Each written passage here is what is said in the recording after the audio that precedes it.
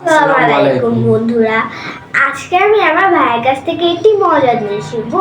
আচ্ছা ভাইয়া, সূর্যগ্রহণ কাকে বলে আমাকে একটু বিস্তারিত বুঝিয়ে বলবে? অবশ্যই আপু, তোমাকে আমি এখন বিস্তারিত বুঝিয়ে বলছি। তো আজ আমরা জানবো সূর্যগ্রহণ কাকে বলে। সূর্যগ্রহণ হলো এমন একটি মহাকাশীয় ঘটনা যা তখন ঘটে যখন চাঁদ পৃথিবী ও সূর্যের মাঝখানে এসে পড়ে এবং সূর্যের আলো পৃথিবীতে পুরোপুরি বা আংশিকভাবে পৌঁছাতে পারে না। এই অবস্থাকে সূর্যগ্রহণ বলা হয়।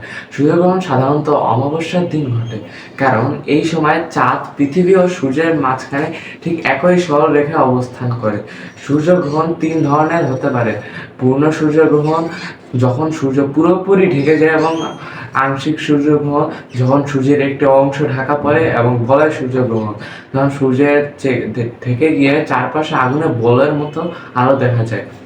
সূর্যগ্রহণ দেখতে খুব আকর্ষণীয় হলো এই সময় খালি চোখে সরাসরি সূর্যের দিকে তাকানো চোখের জন্য খুব ক্ষতিকর হতে পারে। তাই সূর্যগ্রহণ দেখার সময় অবশ্যই বিশেষ এক ধরনের সুরক্ষিত চশমা বা নিরাপদ উপায় ব্যবহার করা প্রয়োজন।